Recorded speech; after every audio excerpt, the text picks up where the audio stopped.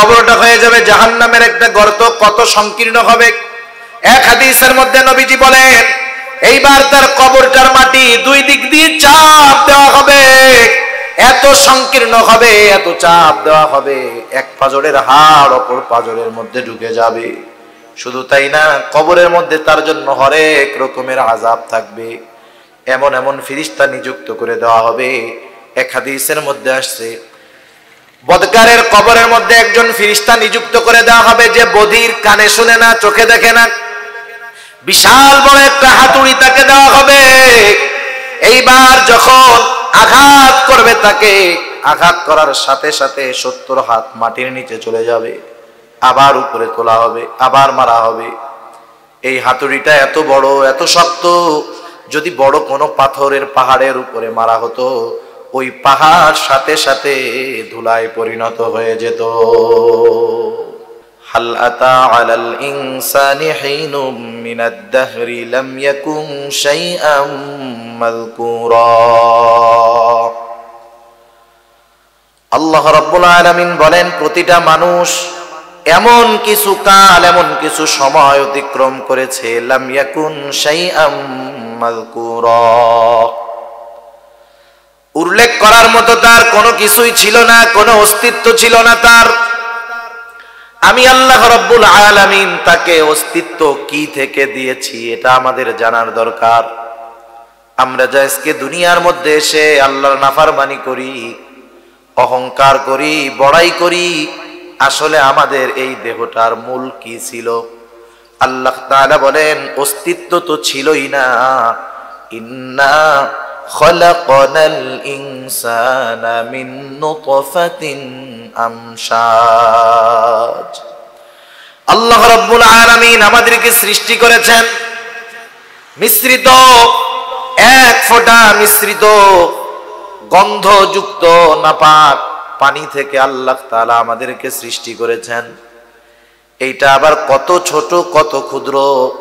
আমরা কত ক্ষুদ্র ছিলাম, কত ছোট ছিলাম, এটা বোঝা কিন্তু বড় কষ্টের। এক ফোঁটা নাপাক পানি থেকেই যে সৃষ্টি হয়েছে তা নয়, ওই এক ফোঁটা নাপাক বীর্যের মধ্যে আল্লাহ তাআলা কোটি কোটি শুক্রাণু রেখে দিয়েছিলেন, কোটি কোটি। আল্লাহ তাআলা যদি চান, এক ফোঁটা পানি থেকে কোটি মানুষকে সৃষ্টি করতে পারেন। ওইগুলা থেকে একটা শুক্রাণু জীবিত ছিল, আর ওইটা মায়ের রেহেম পর্যন্ত পৌঁছায়া যায়।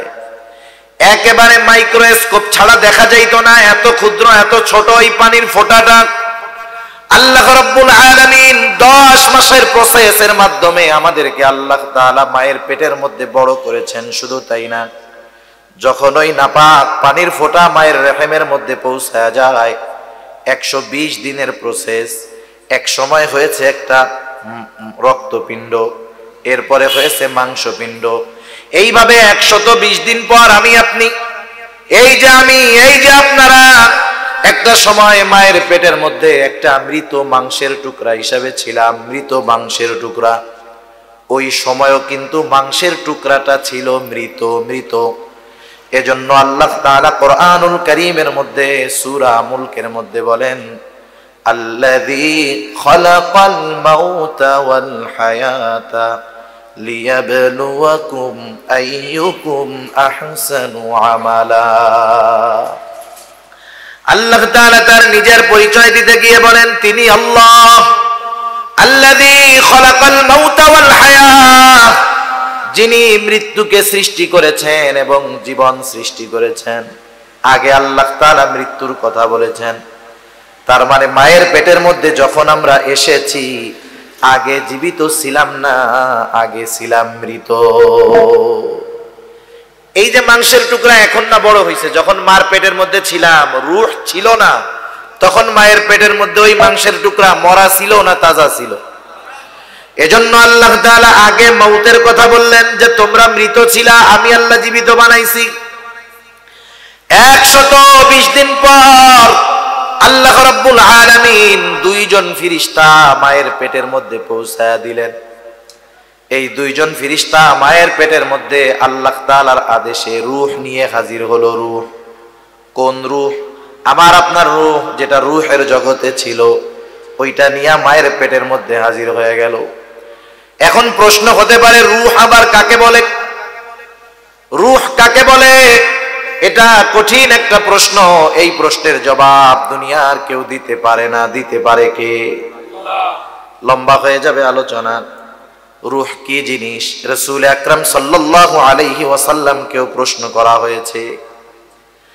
কাফেররা যখন রাসূল আকরাম সাল্লাল্লাহু আলাইহি ওয়াসাল্লামের দাওয়াতের বিরোধিতা করতেছে, মক্কার মুশরিকেরা আমার আপনার নবীর বিরোধিতা করে। নবীজির বিরোধিতার কারণ একটা আছে। কারণ মক্কার কুরাইশদের মধ্যে নবী হিসাবে সর্বশেষ ছিল হযরত ইসমাঈল আলাইহিস সালাম। এরপরে আর কুরাইশদের মধ্যে কোনো নবী আসে নাই। সব নবী আসছে বনি ইসরাইলদের মধ্যে। যেহেতু তাদের মধ্যে নবী আসার লম্বা একটা গ্যাপ আছে, কোন মানুষ নবী হতে পারে, নবীর চরিত্র নবীর আখলাক কেমন হতে পারে, এ ব্যাপারে তাদের ধারণা কম ছিল। কিন্তু নবীজি তো নিজেকে যখন নবী বলে দাবি করলেন, কাফেররা একটু চিন্তিত হয়ে গেল, হায়রে এই লোক আমাদের সাথেই তো ছিল, আমাদের মধ্যেই ছিল, হঠাৎ করে উনি নিজে নবী দাবি করতেছে, সে কি আসলে নবী নাকি নবী নয়? এটা যদি পরীক্ষা করতে হয় আমরা পারবো না, এটা পারবে আহলে কিতাব যারা, তারা। আহলে কিতাব হলো ইহুদি খ্রিস্টান। ওদের বংশ তো ধারাবাহিকভাবে ঈসা আলাইহিস সালাম পর্যন্ত নবী আসছে। ওরা বুঝতে পারবে যে লোকটা কি আসলে নবী নাকি নবী না।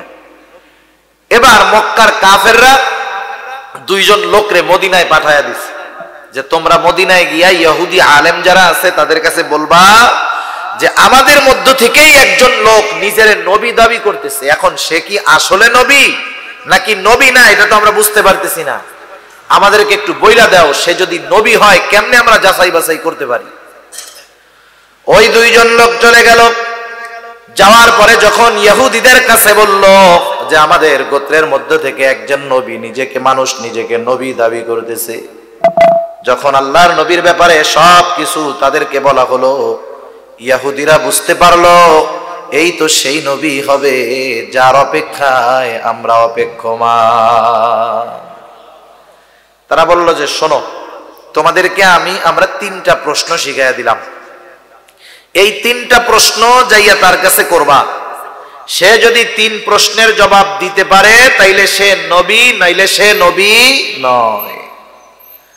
3টা প্রশ্ন তারা শিখে আসছে। আসার পরে প্রশ্ন করতেছে আমার আপনার নবীকে। লম্বা ঘটনা, আমি সেই দিকে যাব না। প্রশ্ন করার পরে নবীজি সাল্লাল্লাহু আলাইহি ওয়াসাল্লাম ইনশাআল্লাহ না বলার কারণে এই প্রশ্নের উত্তর আসমান হতে আসতে বিলম্ব হলো। নবীজি বললেন আগামী দিন বইলা দিব, ইনশাআল্লাহ বলেন নাই, যার কারণে ওহী আসতে বিলম্ব। কাফেররা রটানো শুরু করে দিল, দেখো মুহাম্মদ আমাদের প্রশ্নের জবাব দিতে পারে নাই, সে আসলে নবী না। যাই হোক, একটা সময় হযরত জিবরাইল আলাইহিস সালাম আল্লাহর আদেশে হাজির হয়ে গেলেন ওহী নিয়ে। 3 প্রশ্নের জবাব নিয়ে হাজির হয়ে গেলেন। 3টা প্রশ্নের মধ্যে একটা প্রশ্ন ছিল ওয়ায়াসআলুনাকা আনির রূহ। একটা হলো আসহাবে কাহাফের ব্যাপারে প্রশ্ন করেছে, যে ওই যে গুহার মধ্যে যে যুবকেরা গেছিল তাদের ব্যাপারে। আরেকটা হলো হযরত যুলকারনাইনের ব্যাপারে। আরেকটা হলো রূহের ব্যাপারে প্রশ্ন করেছে। ওয়ায়াসআলুনাকা আনির রূহ, তারা প্রশ্ন করেছে যে রূহ কি জিনিস। আল্লাহ তাআলা ওহী নাযিল করলেন। আল্লাহ তাআলা বলেন ওয়ায়াসআলুনাকা আনির রূহ, তারা আপনার কাছে জানতে চায়, তারা আপনাকে প্রশ্ন করে রূহ কি জিনিস। আপনি জবাব দিয়ে দেন, আপনি বলেন কুলির রূহু মিন আমরি রাব্বি, রূহ হলো আমার রবের প্রত্যাদেশ, আমার রবের আদেশ। এরপর আল্লাহ তাআলা জানায় দিলেন ওয়ামা উতিতুম মিনাল ইলমি ইল্লা কলিলা।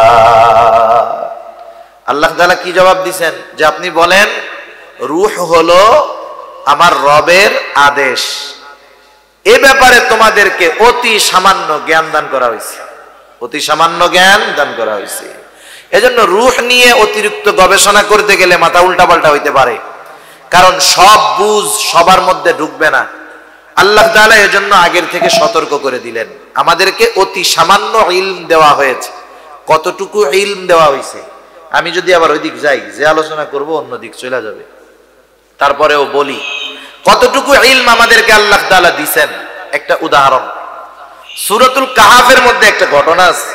ঘটনাটা হইল শিক্ষা সফর। হযরত মূসা আলাইহিস সালাম এবং হযরত খাজির আলাইহিস সালামের মধ্যে একটা সফরের ঘটনা আছে। ঘটনা শুনছেন না আপনারা? এই সফর শুরুর ঘটনা হলো, ওনারা দুইজন যখন সফর শুরু করলেন, কোন কারণে আসছে এটা তো সব আপনাদের জানা। যাই হোক, যখন শুরু করলেন, সফর শুরু হয়েছে একটা নৌকার মধ্যে উঠা। নৌকার মধ্যে যখন দুইজনে উঠছে, সাগর পাড়ি দিচ্ছে। হযরত খিজির আলাইহিস সালাম দেখলেন একটা পাখি সমুদ্রের মধ্যে আইসা পানি পান করতেছে। অনেক সময় দেখবেন পাখি সাগরে নদীতে পানি পান করে, উড়ে আর ঠোঁট লাগায় পানি পান করে। এই দৃশ্য দুইজনে দেখতেছে একসাথে। সাগরের মধ্যে ঠোঁট লাগায়া পাখি কি করতেছে? পানি পান করতেছে। হযরত খিজির আলাইহিস সালাম এই দৃশ্য দেখলেন, মূসা আলাইহিস সালামকে দেখাইলেন। মূসা আলাইহিস সালামকে হযরত খিজির আলাইহিস সালাম বলতেছে, ভাই মূসা, এই যে যেই পাখিটা সমুদ্র থেকে পানি পান করলো, এই সমুদ্র থেকে যতটুকু পানি পাখির ঠোঁটের সাথে লেগেছে, আমাদের ইলম আর আল্লাহ তাআলার ইলমের সাথে যদি তুলনা করা হয়, এই সমগ্র সাগরের পানি যদি হয় আল্লাহ তাআলার ইলম, আল্লাহ তাআলার জ্ঞান, সমগ্র সৃষ্টির ইলম হবে ওই পাখির ঠোঁটে যতটুকু পানি তার চাইতেও কম। আল্লাহ তাআলার ইলম যদি হয় সমুদ্রের পানি পরিমাণ, ওই তুলনায় সকল সৃষ্টির জ্ঞান হবে পাখির ঠোঁটে যতটুকু পানি ওর চাইতেও কম। সুবহানাল্লাহ। সেজন্য আল্লাহ তাআলা কি বললেন, ওমা উতিতুম মিনাল ইলমি ইল্লা কালিলা, তোমাদেরকে অতি সামান্য ইলম দেওয়া হয়েছে। যে রূহ কি জিনিস, সোজা কথায় বিশ্বাস করে নাও, এটা আল্লাহ তাআলার আদেশ। আল্লাহ তাআলা যখন আদেশ দেন এটা আমার সাথে থাকবে, আল্লাহ তাআলা যখন নিয়ে যাবেন এটা আমার থেকে চলে যাবে। যাই হোক, মায়ের পেটের মধ্যে আমাদেরকে রূহ দিল, আমরা প্রাণ ফিরে পাইলাম, জান পাইলাম। ওই গোশতের টুকরা মরা ছিল, এখন তাজা হয়ে গেছে। ছিল মৃত, হয়েছে কি তাজা। এই যে বডিটা দেখতেছেন এখন তাজা, কথা কইতেছে। এটা মায়ের পেটে যখন ছিল তখন মরা ছিল, এখন কি তাজা। ওই সময় যে ফেরেশতা আয়েশা শুধু ওই মরা মাংসের মধ্যে আল্লাহর আদেশে রূহ ফুঁকে দেয়, প্রাণ ফুঁকে দেয়, তা না, বরং এই মাংসের বডির সাথে রূহটা কতদিন থাকবে তাও ফিক্সড হয়ে যায়। বাজার থেকে যখন আপনারা কোনো জিনিস কিনেন, প্যাকেটজাত দ্রব্য বা বোতলজাত দ্রব্য, তেল কিনেন, পানি কিনেন, স্প্রাইট কিনেন, আর যা কিছু কিনেন না কেন, চিপস কিনেন না কেন, প্যাকেট আটা কিনেন না কেন, প্রত্যেক জায়গায় দেখবেন মিনিমাম 3টা জিনিস লেখা থাকে। একটা লেখা থাকে ব্যাচ নাম্বার, আর একটা লেখা থাকে উৎপাদনের তারিখ, আর একটা লেখা থাকে এক্সপায়ার ডেট তথা মেয়াদ।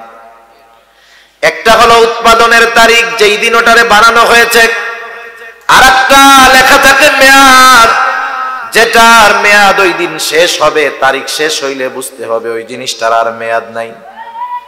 বোতলের গায়ে, প্যাকেটের গায়ে মেয়াদটা দেখা যায়, এক্সপায়ার ডেট দেখা যায়, কিন্তু আমাদের প্রত্যেকের সাথে এক্সপায়ার ডেট লাগায় দেওয়া আছে। দুনিয়ার হায়াত কতদিনের মেয়াদ নির্ধারিত আছে। বোতলের গায়ে, প্যাকেটের গায়েরটা দেখা যায়, কিন্তু আমাদের গায়েরটা দেখা যায় না। মেয়াদ সবার আছে না নাই, কিন্তু তারিখটা আমাদের অজানা। ওই সময়টা যখন আসবে, নির্ধারিত সময় যখন আসবে, তখন দুনিয়াতে কেউ থাকতে পারবে না। দুনিয়াতে আসার একটা ধারাবাহিকতা আছে, যাওয়ার ক্ষেত্রে কোনো ধারাবাহিকতা নাই। মায়ের পেটের মধ্যে থাকতেই আমার আপনার হায়াত মেয়াদ লাগায় দেওয়া হয়েছে। এর মেয়াদ 1 বছর, এর 10 বছর, এর 20 বছর, এর 40, 50, 100 বছর। 100 বছর বাঁচে এমন লোক নাই বললেই চলে, ঠিক না? বাংলাদেশের স্বাভাবিক হায়াত 65 থেকে 66 থেকে 70 বছরের ভিতরে। মনে করেন 60 বছরের হায়াত, এক সময় তো হায়াতটা শেষ হয়ে যাবে। এবার কি হবে? আল্লাহ রাব্বুল আলামিন বলেন, فَإِذَا جَاءَ أَجَلُهُمْ لَا يَسْتَأْخِرُونَ سَاعَةً وَلَا يَسْتَقْدِمُونَ। আল্লাহ রাব্বুল আলামিন আমাদের জন্য যেই সময়টা নির্দিষ্ট করে রেখেছেন, ওই সময়ের এক মুহূর্ত পরেও নয়, এক মুহূর্ত আগেও নয়, যথা সময় মালাকুল মউত হাজির হয়ে যাবে, আমার আপনার প্রাণ হরণ করে নিয়ে যাবে।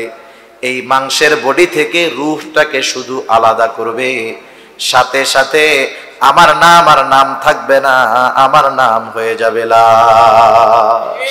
ঠিক না? বলেন তো, এই কাজটা তো সবার ক্ষেত্রেই হবে, দুনিয়া থেকে সবারই যাইতে হবে, হবে কি হবে না? নাস্তিক আল্লাহকে অস্বীকার করে, নাস্তিক আল্লাহকে অস্বীকার করে, কিন্তু এই নাস্তিকও মৃত্যুকে অস্বীকার করতে পারে না, সেও মৃত্যুকে স্বীকার করে। এটা ইউনিভার্সাল ট্রু, চিরন্তন সত্য, মরতে হবে, কোনো সন্দেহ নেই। কিন্তু ব্যাপারটা কি? ব্যাপারটা হলো, এই মৃত্যুটা যদি সুন্দর হয় তাইলে পরবর্তী ঘাটিগুলা সুন্দর হবে। মৃত্যু যদি অসুন্দর হয়ে যায় তাহলে পরবর্তী ঘাটিগুলা অসুন্দর হবে। আমরা যেই মঞ্জিলের আশা করি জান্নাত, সেই মঞ্জিলে পৌঁছানো আমাদের জন্য কঠিন হয়ে যাবে। ঠিক কিনা বলেন? এজন্য মূলত চালাক মানুষ কারা? যারা নিজেদের মৃত্যুটাকে সুন্দর করার চেষ্টা করে। আর মানুষের মৃত্যু সুন্দর হয় যেই হায়াতটা সে পাইল, এই হায়াতের কর্মের আলোকে তার মৃত্যু হবে। যার আমল যেমন, তার মৃত্যু হবে তেমন, তার পরকালের যাত্রা হবে তেমন। এজন্য আমাদের প্রত্যেকটা সময় মৃত্যুর ব্যাপারে সতর্ক থাকার দরকার, মৃত্যুর কথা স্মরণ রাখা দরকার। দুনিয়ার হায়াতটা যদিও কম, কিন্তু এই অল্প হায়াত, অল্প সময়টার দাম অনেক বেশি। যেই মানুষ এই অল্প দিনের হায়াতকে কাজে লাগাতে পারে, ইমানের সাথে দুনিয়া থেকে বিদায় নিতে পারে, তার পরকাল সুন্দর হয়ে যায়, তার শেষ আবাসস্থল হয়ে যায় জান্নাত। এখন বলেন, সেজন্য বুদ্ধিমান মানুষ যারা, তারা মৃত্যুকে বেশি বেশি স্মরণ করে। এজন্য রাসূল আকরাম সাল্লাল্লাহু আলাইহি ওয়াসাল্লাম বলেন, আকসিরু যিকরা হাযিমিল লাযযাত। নবীজি বলেন, তোমরা ওই জিনিসের বেশি বেশি স্মরণ করো যেই জিনিস সকল স্বাদকে বিনষ্ট করে দেয়। সেই জিনিসের স্বাদ, সেই জিনিসের বেশি বেশি স্মরণ করো। সেটা কি? সেটা হলো মাউত, সেটা হলো মাউত। মাউতের কথা বেশি বেশি স্মরণ করো, কারণ একটা মৃত্যু, একজনের মৃত্যু মুহূর্তের ভিতরে সব আনন্দকে মাটি বানায় দিতে পারে। মনে করেন আপনাদের এলাকায় তো বিবাহ অনুষ্ঠান খুব খুব জাঁকজমক করে হয়, ঠিক না?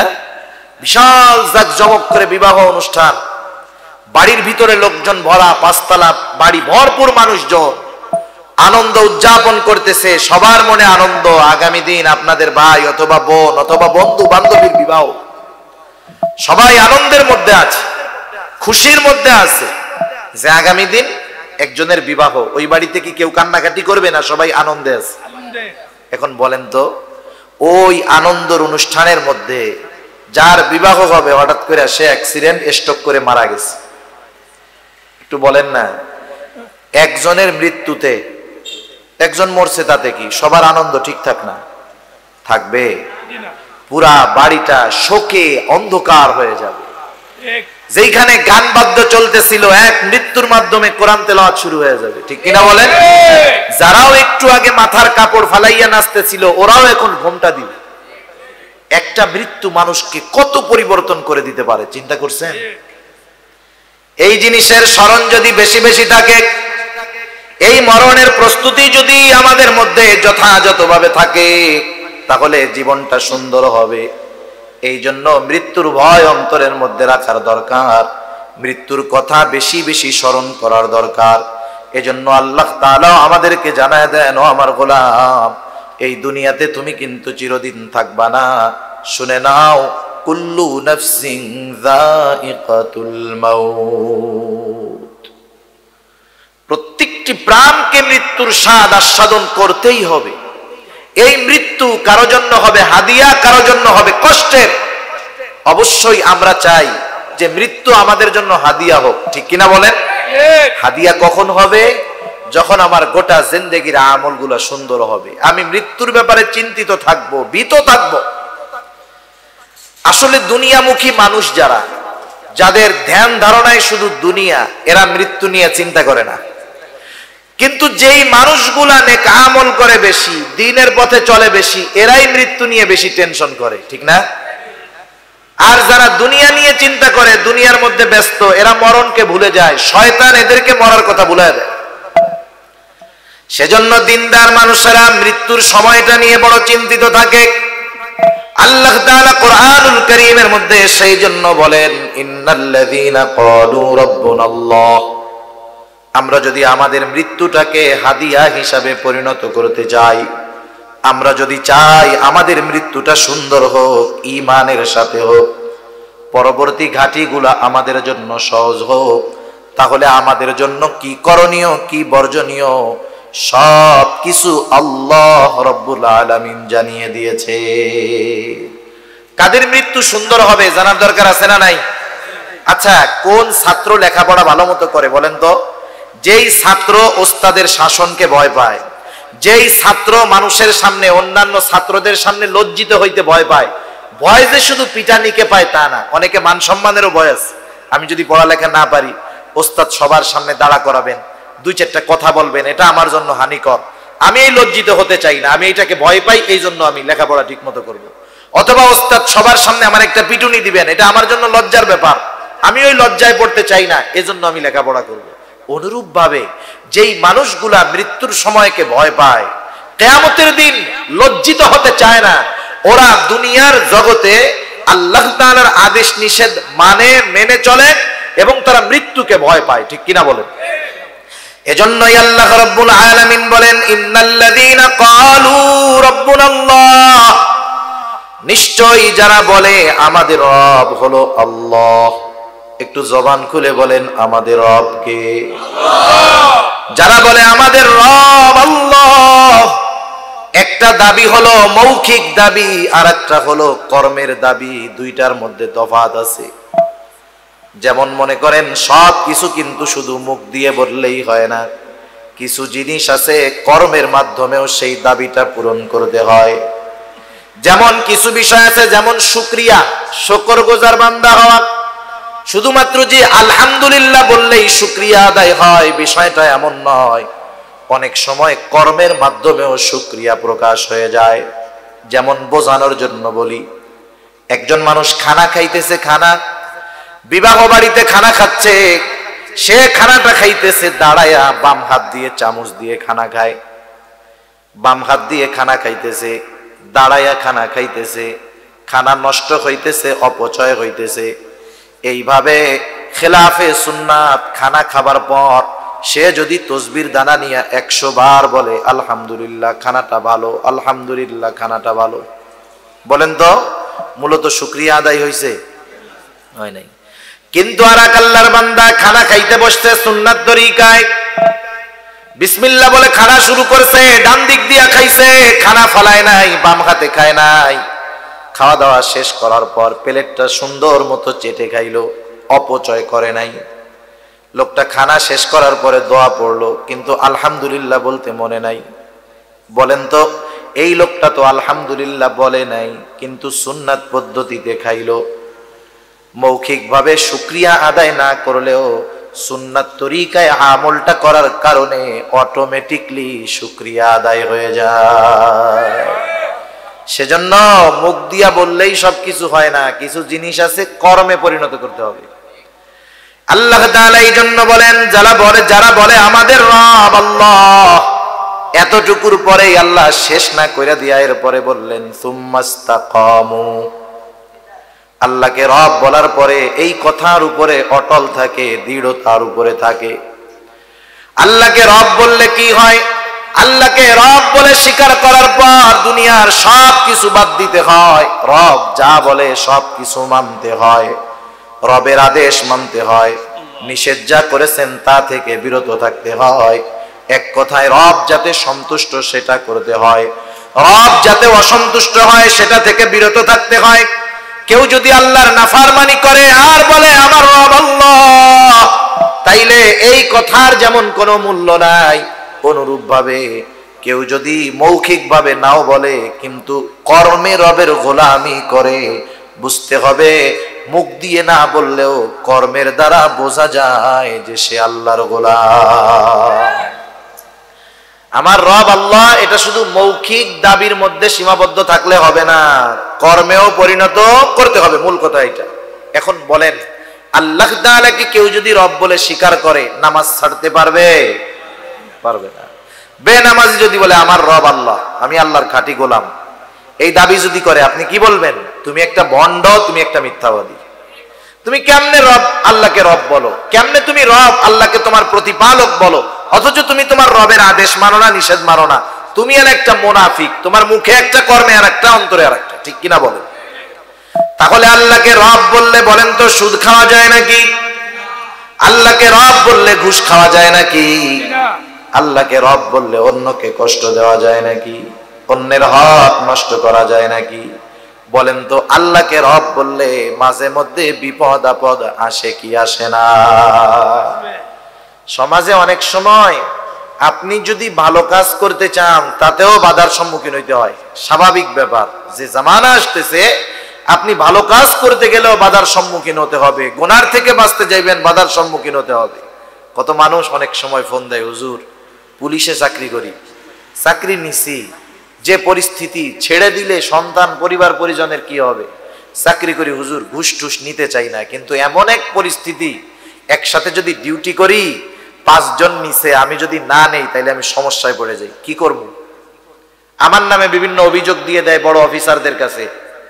ঘুষ খাই না, এটা আরো ক্রেডিট ভালো হওয়ার কথা ছিল, আরো প্রশংসা করবে না যে আমাদের সাথে আমরা অপরাধ করি কিন্তু লোকটা কত ভালো, ঘুষ খায় না। হুজুর না খাই, এই কারণে খাই না, এই কারণে রিপোর্ট দেয় বড় অফিসারের কাছে, ও আমার ঘুষ টুস খায় না, ভাগ ভুগ লয় না, কি করবো হুজুর? আমি তার কি বুদ্ধি দিব বলেন তো? আমি বললাম, শুনেন, যেহেতু আপনার বিপদের কারণ হইতে পারে, আপনি তো ওই সময় বাধ্য হইয়া নিবেন, ঠিক আছে, কিন্তু সোয়াবের নিয়ত ছাড়া গরিবদেরকে দিয়ে দিবেন। আর চেষ্টা করেন যথাদ্রুত সম্ভব চাকরির মেয়াদ শেষ করে জানি এটা সাইডে অন্যটা ধরা যায়, এছাড়া আমার আর কি বলার আছে বলে। তাহলে দেখেন, অপরাধ করবে না, মানুষের আরো প্রশংসা করার দরকার ছিল যে লোকটা হালাল খাবার ব্যাপারে উদ্বুদ্ধ, কিন্তু উল্টা হালাল খাইতে যাইয়া বিপদে পড়তে হয়, ঠিক না? কেমন এক জামানা। তাহলে বোঝা গেল, আল্লাহকে রব বললে বিপদ আপদের সম্মুখীন হওয়া লাগতে পারে, ঠিক কিনা বলেন? কিন্তু যদি বিপদ আপদ চলে আসে, এমন করা যাবে না যে আমি যেই দাবি করেছিলাম আমার রব, বিপদের কারণে রবকে অসন্তুষ্ট করা যাবে না, প্রয়োজনে জীবন দিয়ে দিতে হবে, সব ত্যাগ করতে হবে, রবকে অসন্তুষ্ট করা যাবে না। এই জন্য আল্লাহ তাআলা বলতেছেন, শোনো, নিশ্চয়ই যারা বলে আমাদের রব আল্লাহ, এবার আল্লাহকে রব বললে যত বাধা বিপত্তি কষ্ট আসুক না কেন, সুম্মাস্তাকামু, ইস্তেকামতের উপরে থাকে, দৃঢ়তার উপরে থাকে, কষ্ট ক্লেশকে উপেক্ষা করে দুনিয়ার জিন্দেগি অতিবাহিত করে, হারাম খায় না, কষ্টে জীবনযাপন চালায়, এই মানুষগুলা যখন মৃত্যুর নিকটবর্তী হয়ে যায়, এই মানুষগুলা যখন জীবনের অন্তিম মুহূর্তে পৌঁছায় যায়, খেয়াল করে দেখবেন, যেই মানুষগুলা সারা জিন্দেগি আল্লাহর গোলামি করেছে, এখন বয়সটা একেবারে শেষের দিক, 70-80 বছর বয়স, সারা জীবন আল্লাহ তাআলার আদেশ নিষেধ মান্য করেছে, এখন মৃত্যুর কাছাকাছি বয়স, এই ধরনের মানুষদেরকে গিয়ে জিজ্ঞাসা করবেন, ও চাচা, ও দাদা, দাড়িগুলাতে পেকে গেছে, বয়স তো শেষের দিক, এই শেষ সময় আপনার মনে কি চায়? দেখবেন ওই মুরব্বী দাড়ি পাকা আল্লাহর গোলাম জবাব দিবে, দুনিয়াতে আর কিছু চাই না, এখন একটাই চাওয়া, জানি ঈমানের সাথে দুনিয়া থেকে যেতে পারি, ঠিক না? এগুলা কিন্তু, এই কথা কিন্তু সবাই বলবে না, যারা সারা জীবন আল্লাহ তাআলার আদেশ নিষেধ মানছে ওরা বলবে। আর যারা দুনিয়াদার, অনেক দুনিয়াদারের সাথে আমাদের পরিচয় আছে, লাঠি ধরে খুন খুন করে আটতেছে, কাঁপে, বসে চা খাইতেছে আর বলে, হুজুর এত বছর বিদেশ করছি হুজুর, প্রায় 80 কোঠায় বয়স হুজুর, আমার 4টা ছেলে, 3টা বাড়ি হয়ে গেছে, আর একটা বাড়ি যদি ছেলেরে বানায়, আর একটা ছেলেরে বানায় দিতে পারতাম, তাইলে মইরাও শান্তি পাইতাম। হায় হায়, ওই আল্লাহর বান্দা সারা জীবন আল্লাহর গোলামি কইরা সে ঈমান নিয়ে মরার টেনশনে আছে, আর ইনি সারা জীবন দুনিয়া কামাই কইরা আল্লাহর নাফরমানি কইরা মরার আগেও কি কয়, যদি আরেকটা বাড়ি বানানো শেষ করতে পারতাম তাইলে মইরাও শান্তি পাইতাম। তাহলে শয়তান এদেরকে কেমন করে মৃত্যুর কথা বলায় রাখছে, চিন্তা করছেন? সেজন্য আল্লাহ তাআলা বলেন, আমার গোলামেরা যারা জীবনের অন্তিম মুহূর্তে চিন্তিত ভীত, কারণ কেন এই মানুষগুলা ভীত, তারা জানে আমি সারা জিন্দেগি আল্লাহর গোলামি করেছি, কিন্তু আমার জবানের শেষ কথা যদি লা ইলাহা ইল্লাল্লাহ না হয়, অথবা আমার জীবনের শেষ মুহূর্তটা যদি ঈমান বিচ্ছিন্ন হয়ে যায়, আমি যদি বেঈমান হয়ে দুনিয়া থেকে বিদায় নিয়ে যাই, আমার সারা জিন্দেগির আমল কোনো কাজে আসবে না। আমার নামাজ, আমার রোজা, আমার হজ, আমার যাকাত কাজে আসবে না। আমার এইগুলা যদি কাজে লাগাতে হয়, আমার ঈমানটা মৃত্যু সহকারে দরকার। এই জন্য ভয় পায়, আরো ভয় পায়, কারণ হলো শয়তান সারা জিন্দেগি আমাদেরকে ধোঁকা দেয়, কিন্তু মরণের সময় শয়তান তার পূর্ণ বাহিনী নিয়ে একজন মুমিনের কাছে চলে আসে ধোঁকা দেওয়ার জন্য। কারণ শয়তান জানে এই মুহূর্তে আমি যদি এই লোকটাকে ঈমানবিহীন দুনিয়া থেকে বিদায় করাতে পারি, আমার মিশনটা সাকসেসফুল। এই ভয় মুমিনের মধ্যে কাজ করে, এই জন্য মুমিন বান্দা মৃত্যুকে ভয় পায়। আর আল্লাহ তাআলাও জানায় দেয়, ও আমার গোলাম, সারা জীবন আমার গোলামি করলা, মৃত্যুর ব্যাপারে তুমি ভীত আছো, শয়তান তার বাহিনী নিয়ে আসবে, তুমি চিন্তিত হয়ো না। শয়তান তার বাহিনী নিয়ে আসবে ঠিক, আর আমি আল্লাহ তোমার সাহায্যের জন্য আমার আসমানের বাহিনী পাঠায়া দিব। এই যে মৃত্যুর ভয়, আমি আপনি যদি মৃত্যুর ভয় রাখি, সাহায্য আসবে কার থেকে? সে কথাই আল্লাহ তাআলা বলেন, তাতানাজ্জালু আলাইহিমুল মালাইকা। আল্লাহ তাআলা বলেন, আসমান হতে ফেরেশতার বাহিনী পাঠিয়ে দেওয়া হবে। ওই যে মুমূর্ষ ব্যক্তি, মরণাপন্ন ব্যক্তি, যেই ব্যক্তি জীবনের অন্তিম মুহূর্তে চলে যায়, সে কিন্তু মৃত্যুর আগের অবস্থা টের পায়, ফেরেশতাদের উপস্থিতি টের পায়। আল্লাহ তাআলা বলেন, তাতানাজ্জালু আলাইহিমুল মালাইকা, একদল স্পেশাল ফেরেশতার বাহিনী তার কাছে চলে আসবে। সে তো শয়তানের আক্রমণের ভয়ে ভীত। এইবার আইসা ওই ফেরেশতারা তাকে সুসংবাদ দিবে, আল্লাহ তাখাফু ওয়ালা তাহজানু ওয়া আবশিরু বিল জান্নাতিল্লাতী কুনতুম তুআদুন।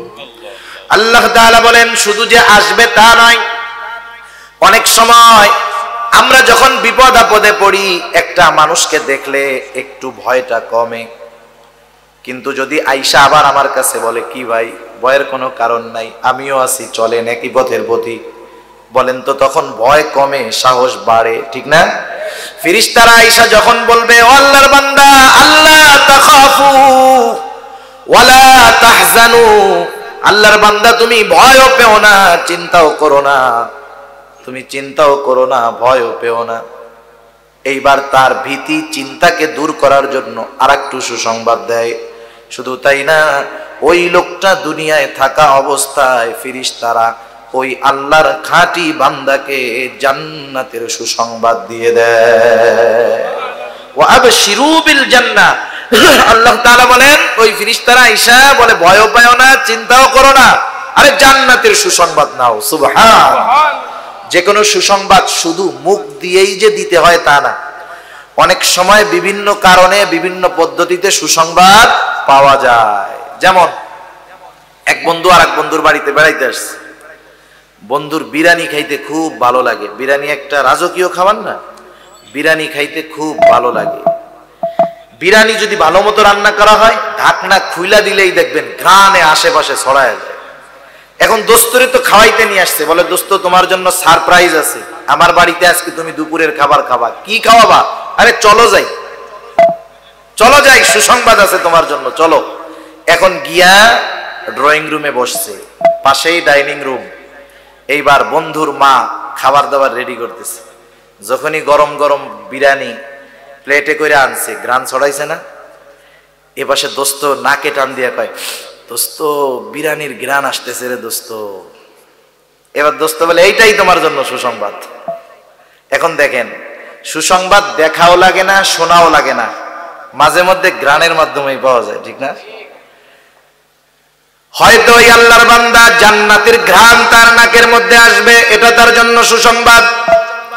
আবার অনেক সময় সুসংবাদ দেখার মাধ্যমে পাওয়া যায়, অনেক সময় শ্রবণ করার মাধ্যমে পাওয়া যায়। দেখে নাই, তাকে বলা হলো তুমি চিন্তা করো না, তুমি কিন্তু জান্নাতের বান্দা। তাহলে সুসংবাদ শ্রবণের মাধ্যমে হতে পারে, দেখার মাধ্যমে হতে পারে, ঘ্রাণের মাধ্যমে হতে পারে। যে অবস্থায় হোক না কেন, ফেরেশতারা আইসা ওই আল্লাহর বান্দাকে জান্নাতের সুসংবাদ দিয়ে দেয়। আর শোনো, আমরা কে জানো? তুমি তো ভয় পাইতেছো মিয়া। আমরা হলাম তোমার বন্ধু, আল্লাতী কুনতুম তুআদুন।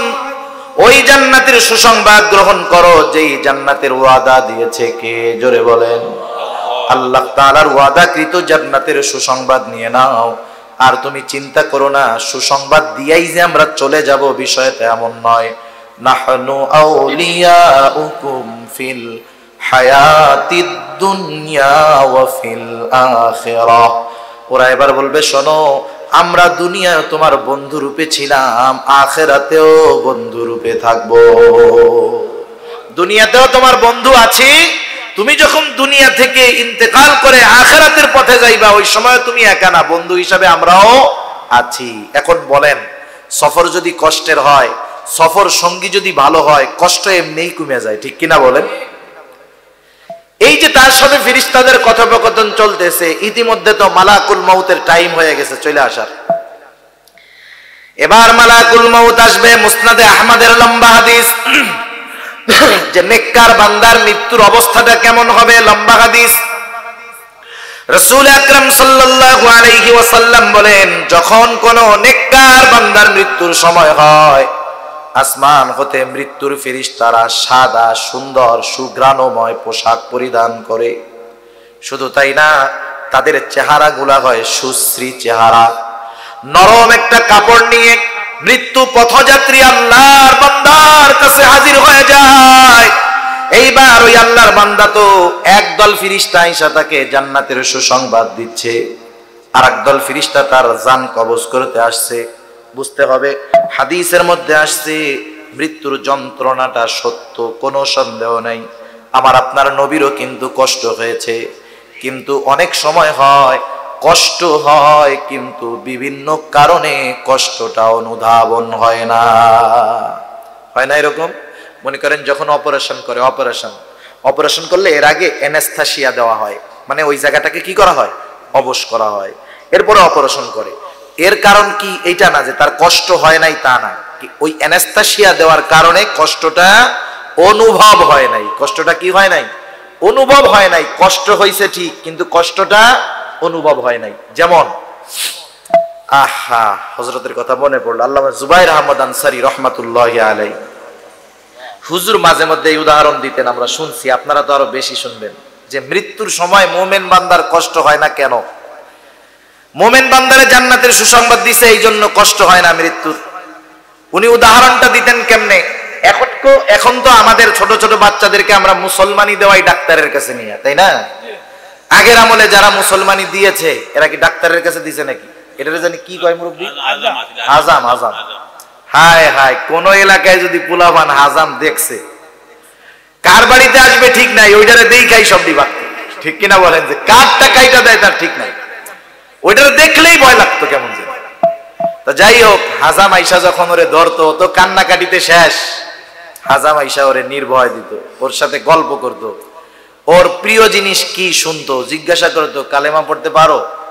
বলে হ্যাঁ পারি। উনি কইতে যাই, ওই যে তোর বাপ কইলো তুই বলে পারস না? না আমি পারি।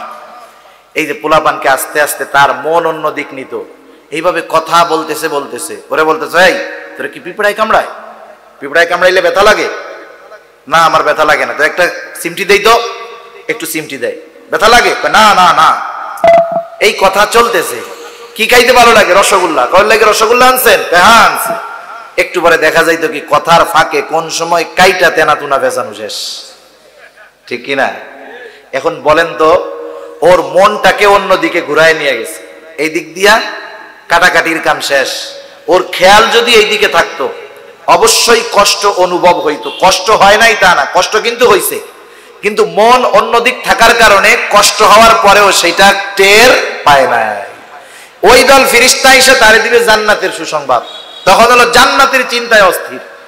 এদিক দিয়া মালাকুল মউতের আসবে, মালাকুল মউত আসবে মুমিন বান্দার কাছে। মুমিন বান্দার মৃত্যুটা কত সুন্দর হয়। এবার তারা আয়েশা বলবে, ও মুমিন বান্দার রূহ, আল্লাহ তাআলার রহমতের দিকে ধাবিত হও। যখন মুমিন বান্দাকে আল্লাহ তাআলার রহমতের দিকে ধাবিত হওয়ার কথা বলা হবে, তার তো জান্নাতের সুসংবাদ পাইয়া আরেক আনন্দ কাজ করতেছে। মুমিন বান্দার ঘামের সাথে রূহ বের হয়, শ্বাসের সাথে রূহ বের হয়ে যায়। এজন্য দেখবেন অনেক নেককার বান্দা, খেয়াল করে দেখবেন, পৌষ মাসের শীত মৃত্যুবরণ করেছে, কিন্তু ওই ঠান্ডার মধ্যেও ঘেমে আল্লাহর বান্দা অস্থির। কপাল ঘামা, এটা ইমানি মৃত্যুর একটা আলামত। অধিকাংশ ক্ষেত্রে মুমিন যাদের মৃত্যু সুন্দর হয়, এদের কপাল ঘামে, ঘামের সাথে রূহ বের হয়। রূহটা কেমনে বের হয় নবীজি বলেন, জগের থেকে গ্লাসে যখন পানি ডালা হয়, কেমনে ডালেন? আস্তে আস্তে করে সুন্দরভাবে ডালেন না, নাকি ধাক্কা মেরে বলাই দেন? আস্তে আস্তে যত্নের সাথে ডালা হয়। মুমিন বান্দার রূহ ওই রকম তার দেহর মধ্য থেকে আস্তে করে ওই ফেরেশতাদের নরম সুঘ্রাণময় কাপড়ের মধ্যে চলে আসে। আসানের সাথে তার মৃত্যু হয়ে যায়। এইবার ফেরেশতারা ওই রূহটা কাপড়ে পেঁচায় আসমানের দিকে চলে যায়। প্রত্যেকটা আসমানের দরজা আছে, প্রত্যেকটা আসমানের দরজায় পাহারাদার আছে। যখন তার রূহটা নিয়ে যায়, চতুর্দিকে ঘ্রাণ ছড়িয়ে যায়। জিজ্ঞাসা করে, কার রূহ? বলে অমকের ছেলে অমক। বলে হ্যাঁ, লোকটা বড় ভালো ছিল, তার জন্য আসমানের দরজা খোলার অনুমতি আছে। এইভাবে 7 আসমানের দরজা তার জন্য খুলে দেওয়া হয়। আল্লাহ তাআলার পক্ষ থেকে ঘোষণা আসে, যাও আমার এই বান্দার নামটা ইল্লিনের মধ্যে অন্তর্ভুক্ত করে দাও। নেককার বান্দার দুনিয়ার জিন্দেগি শেষ হইল। বদকার যারা দুনিয়াতে আল্লাহর হুকুম মানে নাই, গুনাহ করছে, মৃত্যুর ব্যাপারে কোনো পরোয়া ছিল না, এরাও তো মরবে, নাকি মরবে না? এদের মরণটা কেমন হবে? রাসূল আকরাম সাল্লাল্লাহু আলাইহি ওয়াসাল্লাম বলেন, একদল কুশ্রী চেহারার ফেরেশতা গন্ধযুক্ত মোটা কাপড় পরে তার সামনে হাজির হবে। শুধু তাই না, সালার চটের মতো খসখসা একটা কাপড় নিয়ে আসবে। তাদের চেহারা দেখাই সে ভয় পেয়ে যাবে, ভীত হয়ে যাবে। তারা বলবে, আয়েশা, এই বদকার বান্দার রূহ আল্লাহর গজবের দিকে ধাবিত হয়। এইবার রূহটা দেহর থেকে বের হতে চায় না, দেহর মধ্যে দৌড়াদৌড়ি করবে। কারণ কি? কারণ হলো রূহটা এই দেহর সাথে থাকতে থাকতে, অনেক দিন থাকতে থাকতে একটা সম্পর্ক হয়ে যায়, সহজে বের হতে চায় না। দৌড়াদৌড়ি করবে, সিটাসিটি করবে, ছাটাছাটি করবে, তার কষ্ট শুরু হয়ে যাবে, রূহ দেহ থেকে বের হতে চাইবে না। এইবার ফেরেশতারা জোর করে তার দেহ থেকে রূহটাকে টেনে বের করবে। হাদিসের মধ্যে অনেকগুলো উপমা আসছে, কেমন কষ্ট হবে তার। এক বর্ণনায় আসছে, তুলার গাইঠের মধ্যে, তুলার মধ্যে যদি কাঁটাযুক্ত ডালকে ঢুকায় দেওয়া হয়, পেঁচানো হয়, টান দিলে যেমন তুলা সহ জোর করে ওটাকে বের করে আনা হয়, ওই কাঁটার সাথে যেমন তুলা বেঁধে থাকে, অনুরূপ ভাবে জোর করে তার দেহটাকে বের করা হবে। আর এক বর্ণনায় আসছে, একটা জীবিত ছাগলকে যদি তার চামড়া ছিলে ফেলা হয়, ওই ছাগলের যত কষ্ট হয়, একজন বদকারের মৃত্যুর সময় তার চাইতে বেশি কষ্ট হয়।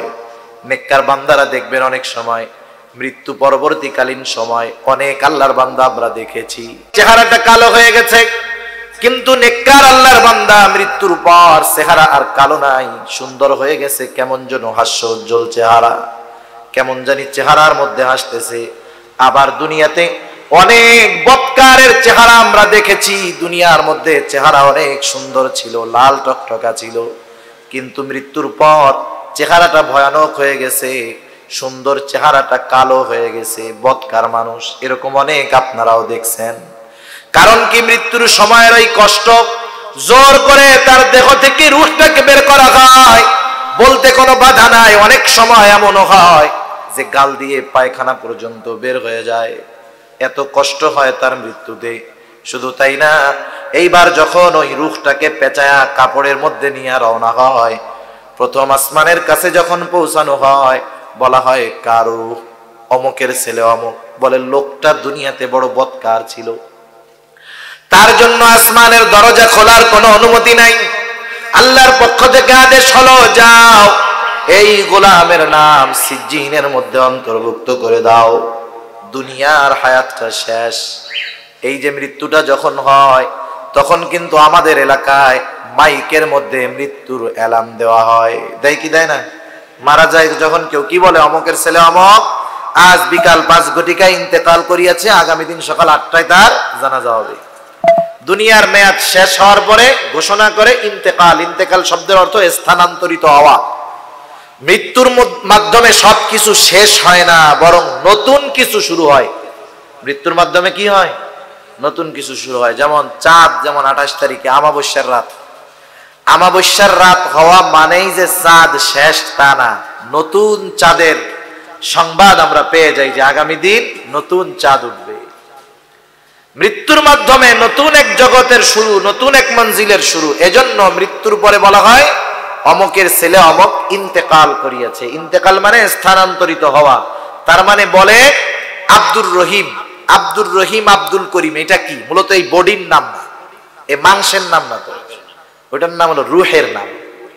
কারণ দেহ তো দুনিয়ার মধ্যেই থাকে, হাতও থাকে, পাও থাকে, চোখও থাকে।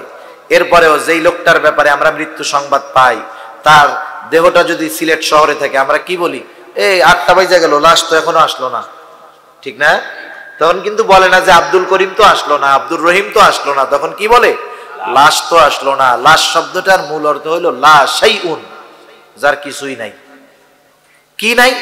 যেটা নাই সেটারে দেখাই যায় না, ওইটাই মূল। আব্দুর রহিম ইন্তেকাল করিয়াছে, তার মানে আব্দুর রহিম দুনিয়ার জগৎ থেকে নতুন এক জগতে গেছে, ইন্তেকাল করিয়াছে। ইন্তেকালের পরে তার যেই প্রথম ঘাঁটি, সেটার নাম হলো কবর। সেটার নাম কি? কবর। কবর হলো আখেরাতের প্রথম ঘাঁটি।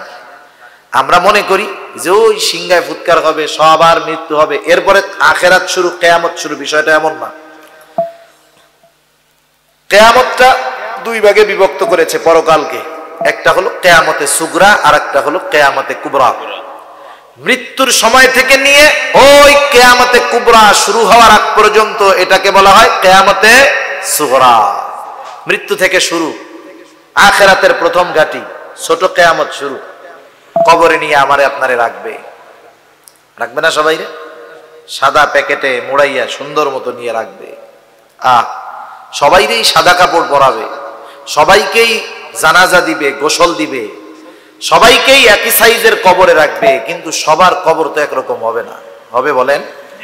সবার কবর একরকম হবে না। কার কবর হবে জান্নাতের বাগান, কার কবর হবে জাহান্নামের গর্ত, ওইটা দুনিয়ার কর্মের দ্বারাই নির্ধারিত হবে, ঠিক কিনা বলেন? এজন্য দুনিয়ার সময়টাকে কাজে লাগানোর দরকার, মৃত্যুর ভয় বেশি বেশি রাখার দরকার। এইবার যখন কবরের মধ্যে আমাকে আপনাকে রাখা হবে, আমাদের প্রত্যেককেই 3টা করে প্রশ্ন করা হবে, কি হবে না? 3টা প্রশ্ন হবে। 1 নাম্বার প্রশ্ন, আমার রব্বুক, তোমার রব কে? 2 নাম্বার প্রশ্ন, আমার দীনুক, তোমার দিন কি? 3 নাম্বার প্রশ্ন, নবীজিকে দেখায় বলা হবে মা হাদার রাজুলুল্লাযী বুইসা ফীকুম। আর এক বর্ণনায় আসছে জিজ্ঞাসা করা হবে ওমান নাবিয়ুক, তোমার নবী কে? প্রত্যেককেই এই 3 প্রশ্ন করা হবে। প্রথম প্রশ্ন, মার রব্বুক, তোমার রব কে? জোরে বলেন তো, আমাদের রব কে?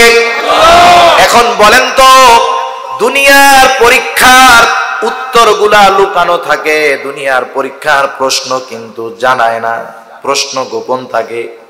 কিন্তু কবরের প্রশ্ন আগেই ফ্লাশ করে দেওয়া হইল। এর মানে বুঝতে হবে, যেই প্রশ্ন গোপন থাকে সেই প্রশ্ন সহজ, কিন্তু যেই প্রশ্ন আগের থেকে বলে দেওয়া হয় জায়গা মতো, ওই প্রশ্নের জবাব দেওয়া কিন্তু বড় কঠিন। আমরা যদি চিন্তা করি যে আমি আমার আত্মীয় স্বজনের কাছে ওসিয়ত করে যাবো যে আমি মারা যাওয়ার সময় এই 3 প্রশ্নের জবাব কাগজে লেখা কাফনের মধ্যে দিয়া দিবি, মুনকার নাকির আসবে, জিজ্ঞাসা করার আগেই বলবো যে তুমি কি প্রশ্ন করতে চাও, এই যে আমার উত্তর ধইরা নাও, এ কাজ করলে হবে? এই প্রশ্নের জবাব আমলের সাথে সম্পৃক্ত। কিছু প্রশ্নের উত্তর পড়ালেখা মুখস্থের সাথে সম্পৃক্ত, আর এই প্রশ্নগুলোর জবাব আমলের সাথে সম্পৃক্ত। প্রথম প্রশ্ন, মার রব্বুক, তোমার রবকে? যেই ব্যক্তি দুনিয়াতে পরিপূর্ণভাবে রবের হুকুম আহকাম মেনে চলেছে, রবের আদেশ নিষেধ মেনে চলেছে, সে বলবে দুনিয়াতে যার গোলামি করলাম তারে চিনব না, আমার রব হলো আল্লাহ। 2 নাম্বার প্রশ্ন করবে, আমা দীনুক, তোমার দিন কি, তথা দুনিয়াতে কিভাবে তুমি জীবন যাপন করেছো?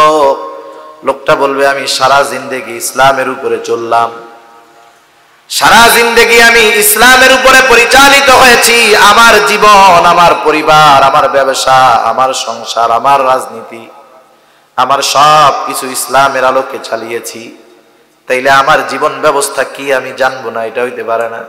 বলবে আমার দিন হলো ইসলাম। তাহলে দুনিয়াতে যারা ইসলামী অনুশাসন মেনে চলবে তারাই জবাব দিতে পারবে আমার দিন ইসলাম। এবার 3 নাম্বার প্রশ্ন, নবীকে দেখায় বলা হবে, মা হাদার রাজুলুল্লাযী বুইসা ফীকুম, এই ব্যক্তিকে যাকে তোমাদের কাছে প্রেরণ করা হয়েছিল।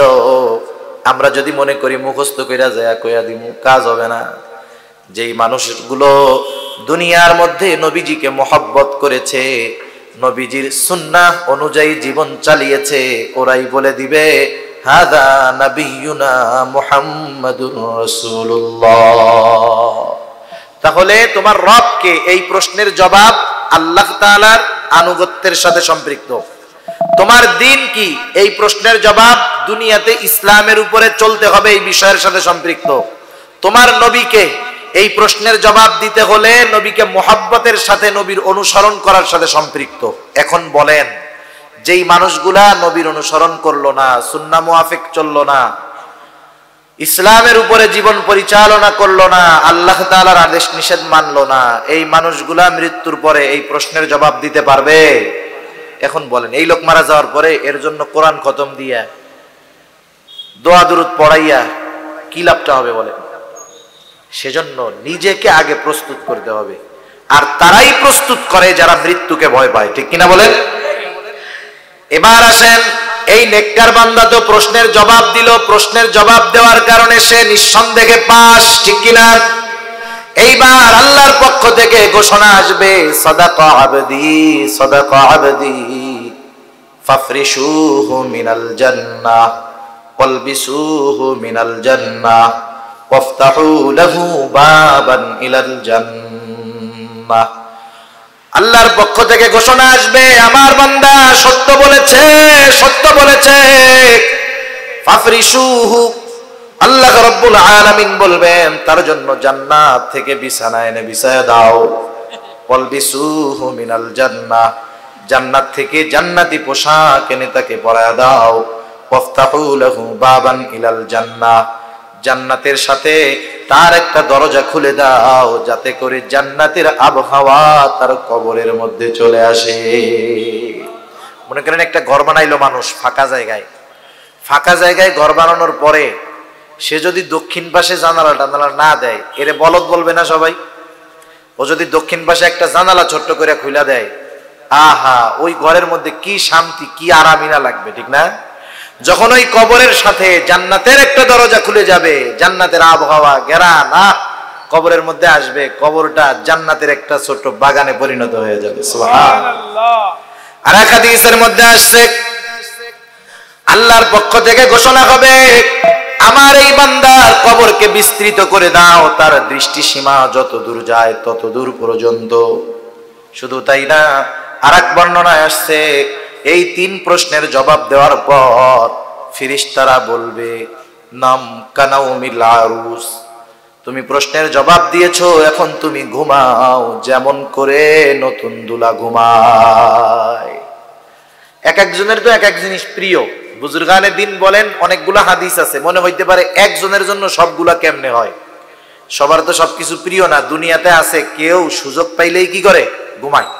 কেউ দেখবেন যে একটু টাইম পাইছে ও ঘুমাবে, ওর তো ঘুম আরাম। হয়তো ওর বেলায় বলবে যে তুই দুনিয়াতে তো ঘুমাইছিলি, মানুষে ডিস্টার্ব করতে, এখন তুই ঘুমা। আবার কোন কোন আল্লাহর বান্দা আছে দেখবেন ওর ছোট বাসা ভালো লাগে না, বিশাল বড় বাসা হবে, খোলামেলা জায়গা হবে, ভালো লাগবে। হয়তো ওর কবরটাকে বিস্তৃত করে দেওয়া হবে, তাই না? আবার অনেকে আছে আড্ডা দিতে ভালো লাগে, আছে না অনেকে? দেখবেন যে সুযোগ পাইলেই বন্ধুদেরকে বাসায় ডাকে, নাইলে বন্ধুদের বাসায় যায়, নাইলে যে কোনো এক জায়গায় বসে কি করে, গল্প গুজব করে, আড্ডা মাড্ডা দেয়। এই জন্য সুযোগ আছে। সবাই যখন কবরের মধ্যে জবাব দেবে, একা একা কবরে থাকতে হবে। লম্বা সফর, লম্বা সফর যদি সঙ্গীবিহীন হয়, যত আরামদায়ক গাড়ি হোক না কেন, বিমান হোক না কেন, যদি সফর লম্বা হয়, সঙ্গী না থাকে, ওই সফরটা কষ্টের হয়ে যায়, ঠিক না? মনে করেন আপনি সিলেট থেকে কক্সবাজার যাবেন, একেবারে সবচাইতে ভালো গাড়ি গ্রিন লাইন গাড়ির মধ্যে উঠছেন, বিজনেস ক্লাস সিট, লম্বা সফর, আপনি একা। আপনি যখন গাড়ি ভরপুর, আপনার পাশেও যাত্রী আছে, আপনার পকেটে দামি মোবাইল, টাকা আছে, পাশের যাত্রী কেমন নাকি আপনার টেনশনে দেখবেন ঘুম আসে না। না জানি কোন সময় এমনি মাঝে মধ্যে পত্রিকায় দেখি অজ্ঞান পার্টি অজ্ঞান বানাইয়া সবকিছু নিয়ে যায়, কি হইব না হইব ঠিক আছে, ঘুমই আসবে না। কিন্তু ওই জায়গায় যদি আপনার একজন বিশ্বস্ত বন্ধু থাকে, আপনি কি করবেন? দোস্ত তুমি সজাগ থাকো, আমি ঘুমাই, ঠিক না? আপনি মনে করেন হোটেলে নামলেন, বাথরুমে যাবেন, এত বড় একটা ব্যাগ কান্দে লাগাইছেন। হোটেলের বাথরুম গুলো একবারে ছোট ছোট, আপনি ব্যাগ কই রাখবেন, বাথরুম কেমনে করবেন? বাইরে রাইখা যদি বাথরুম করতে যান, বাথরুমই হবে না ভিতরে যাওয়ার পরে, টেনশনের ঠেলায় না জানি ব্যাগটা নিয়ে কে পালায়। কিন্তু যদি একজন ভালো সফর সঙ্গী থাকে, কোনো টেনশন নাই, তার হাতে দিয়ে আপনি আপনার জরুরত সারতে পারবেন। সেজন্য লম্বা সফরে যদি উত্তম সঙ্গী হয়, সফরটা আরামের হয়, আরামের সফর হবে যদি বিশ্বস্ত বন্ধু থাকে সাথে। এরপরে সে কবরের মধ্যে একা, হঠাৎ দেখবে একজন সুদর্শন মানুষ তার দিকে আসতেছে, সে কোনোদিন তারে দেখে নাই। তাকে জিজ্ঞাসা করবে, কে হে তুমি? অপরিচিত আগন্তুক, তোমাকে তো আমি কোনোদিন দেখি নাই, তুমি কোথা থেকে আসলা? এইবার ওই সুদর্শন অপরিচিত আগন্তুক বলবে, ভাই তুমি কি আমাকে চিনতে পারো নাই? আমি হলাম তোমার দুনিয়ার নেক আমল, সুন্দর আমল। আল্লাহ তাআলা তোমার সুন্দর আমলকে সুন্দর সুরত দিয়ে পাঠায় দিয়েছে, তুমি ভয় পেও না, আমি ততক্ষণ পর্যন্ত তোমার থেকে আলাদা হব না যতক্ষণ না তুমি জান্নাতে প্রবেশ করো। আমি জান্নাত পর্যন্ত তোমাকে পৌঁছায়া দিয়া এরপরে আমি তোমার থেকে আলাদা হব, তুমি চিন্তা করো না। তার কবরের সফরটা আরামের সফর হয়ে যাবে। আর যেটা বদকার, জবাব দিতে পারবে না, 3 প্রশ্ন করবে, বলবে লা আদরি, আমি কিছুই জানি না। আল্লাহ তাআলার পক্ষ থেকে ঘোষণা আসবে, কাযাবা আবদি, কাযাবা আবদি, ফাফরিশুহু মিনান নার ওয়ালবিসুহু মিনান নার ওয়াফতাহু লাহু বাবান ইলান নার। আল্লাহর পক্ষ থেকে ঘোষণা আসবে, আমার এই বান্দা মিথ্যা বলেছে, তার কবরের মধ্যে আগুনের বিছানা বিছায়া দাও, জাহান্নাম থেকে আগুনের পোশাক এনে তাকে পরায়া দাও। শুধু তাই না, জাহান্নামের সাথে তার ঘরের কবরের একটা দরজা খুলে দাও। এবার তার কবরটা হয়ে যাবে জাহান্নামের একটা গর্ত। কত সংকীর্ণ হবে! এক হাদিসের মধ্যে নবীজি বলেন, এইবার তার কবরটার মাটি 2 দিক দিয়ে চাপ দেওয়া হবে, এত সংকীর্ণ হবে, এত চাপ দেওয়া হবে, এক পাজরের হাড় অপর পাজরের মধ্যে ঢুকে যাবে। শুধু তাই না, কবরের মধ্যে তার জন্য হরেক রকমের আযাব থাকবে। এমন এমন ফেরেশতা নিযুক্ত করে দেওয়া হবে। এক হাদিসের মধ্যে আসছে, বদকারের কবরের মধ্যে একজন ফেরেশতা নিযুক্ত করে দেওয়া হবে, যে বধির, কানে শুনে না, চোখে দেখে না। বিশাল বড় একটা হাতুড়ি তাকে দেওয়া হবে। এইবার যখন আঘাত করবে তাকে, আঘাত করার সাথে সাথে 70 হাত মাটির নিচে চলে যাবে, আবার উপরে তোলা হবে, আবার মারা হবে। এই হাতুড়িটা এত বড়, এত শক্ত, যদি বড় কোনো পাথরের পাহাড়ের উপরে মারা হতো, ওই পাহাড় সাথে সাথে ধুলায় পরিণত হয়ে যেত। কবরের মধ্যে সে চিৎকার করবে। কবর বলতে কি, ওইটা আর একটা জগৎ, আলমে বরজাখ। তাকে কবরে দেওয়া হোক, আগুনে পোড়ায়া দেওয়া হোক, সাগরে ফালায়া দেওয়া হোক, সে নতুন আর একটা জগতে যাবে। ওটা লোক চক্ষুর অন্তরালের একটা জগৎ। যেমন জিনদের মধ্যে সব হয়, জিন আছে, বিশ্বাস হয়তো অনেক আধুনিক মুসলমান আছে জিন বিশ্বাস করতে চায় না। ও কিন্তু জানে না যে জিন যদি অবিশ্বাস করে, কোরআন অবিশ্বাস করা হবে, বেঈমান হতে হবে। কারণ কোরআনের মধ্যে জিনদের নামে আলাদা একটা সূরাও আল্লাহ নাজিল করেছে। সুবহান। জিনদের মধ্যে মারামারি হয়, বিবাহ শাদী হয়, আনন্দ হয়, সব হয়। হয়তো অনেক জিন এইখানে কথা শুনতেছে, কিন্তু আমরা তাদেরকে দেখতে পারি না। ওইরকম আলমে বরজখটা, ওখানে সব আছে, সুখ আছে, কষ্ট আছে, আনন্দ আছে, বেদনা আছে। জিনরাও মারামারি করলে আওয়াজ হয়, চিৎকার হয়, কিন্তু আমরা শুনতে পারি না। ওই আলমে বরজখে এরকম হবে, মানুষ শুনতে পারবে না। শুনতে পারে কারা? নবীজি বলেন মানুষ এবং জিন ছাড়া বাকি প্রাণী সব শুনতে পায়। সুবহানাল্লাহ বলে। এটা বিজ্ঞান দিয়ে ব্যাখ্যা যদি করতে যাই, আধুনিক বিজ্ঞান অনেক সময় কথাটাকে অস্বীকার করে যে কেমনে হইতে পারে, আওয়াজ হইলে মানুষ শুনবে না কেন?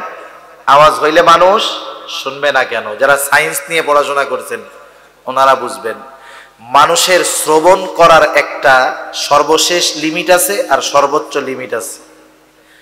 মানুষ যখন ওই আওয়াজটা অতি ক্ষীণ হয়, তার লিমিটের চাইতে কম হয়, সে তখন শুনতে পারে না। আবার যখন আওয়াজটা ওভার ক্রস হয়, তার শ্রবণ শক্তির মাত্রাতিরিক্ত হয়, তখনও মানুষ শুনতে পারে না। তার মানে কবরে যাদের আযাব হয়, আওয়াজটা এত বেশি যেটা মানুষের কান শুনতে পারে না। অতি আওয়াজও শুনতে পারে না, একবারে স্বল্প আওয়াজও মানুষ শুনতে পারে না। আল্লাহ তাআলা মানুষের শ্রবণ শক্তির একটা লিমিটেশন দিয়ে দিয়েছেন। এখন বলেন, ওই যে কবরে যারা আযাব হচ্ছে, তার আযাবের পরে যেই আওয়াজ, সেটা যদি আমাদের শ্রবণ শক্তির মাত্রার চাইতে বেশি হয়, আমরা শুনতে পারবো? আমরা শুনতে পারবো না। কিন্তু আমাদের সমাজে যে প্রাণীগুলো আছে না, প্রাণী, কুকুর মানুষের চাইতে বহুগুণ বেশি শ্রবণ শক্তি তার বেশি। এজন্য দেখবেন কুকুর এই জায়গায় শুয়ে আছে, ওই দূরে কেউ হাঁটলে ডাক শুরু করে দেয়, অল্পতে তার আওয়াজ খুব ভাবে টের পায়। সেজন্য এই যে প্রাণীগুলো আছে, ওদের শ্রবণ শক্তি মূলত আমাদের চাইতে অনেক বেশি। এজন্য আল্লাহর নবীও বলেছেন যে কবরে আযাব হয়, এই আযাবের আওয়াজ মানুষ এবং জিন ছাড়া যত এরকম প্রাণী আছে এরা শুনতে পারে। এটা আল্লাহর নবী বলেছেন, এবং শুনতে পারে, এটা বিজ্ঞানসম্মত ব্যাপার, অবৈজ্ঞানিক কোনো বিষয় নয়।